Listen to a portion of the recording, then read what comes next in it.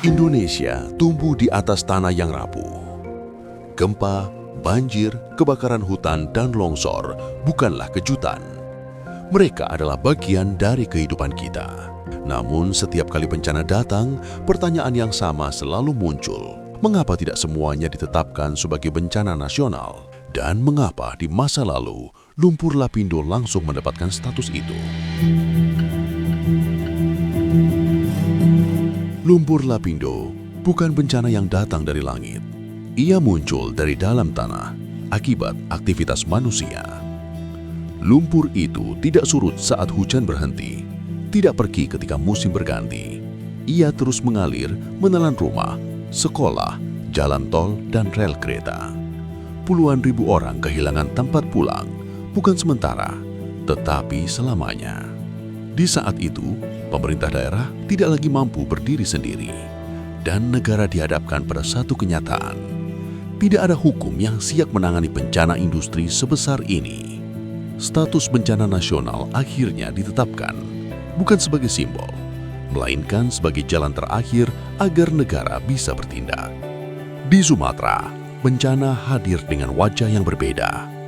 Api yang datang setiap musim kemarau, air yang meluap dan merendam pemukiman, asap yang menggantung di udara, menyusup ke paru-paru dan menghentikan sekolah, penerbangan, serta kehidupan sehari-hari. Bagi masyarakat, penderitaan itu nyata. Namun di atas kertas kebijakan, bencana-bencana ini dinilai melalui tahapan dan ukuran.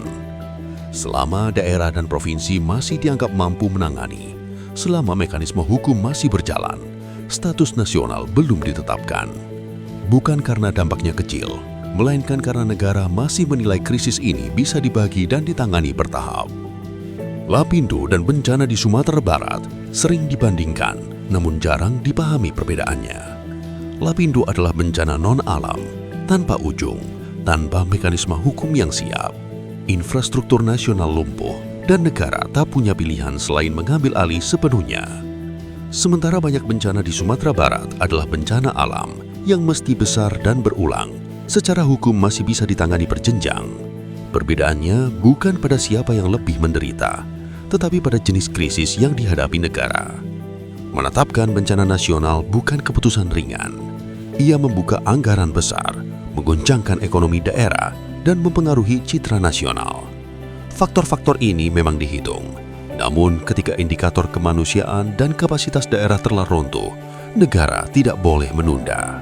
Status nasional bukan soal menjaga citra, tetapi tentang mengakui bahwa keadaan telah melampaui batas kemampuan biasa. Lapindo adalah pengecualian dalam sejarah kebencanaan Indonesia.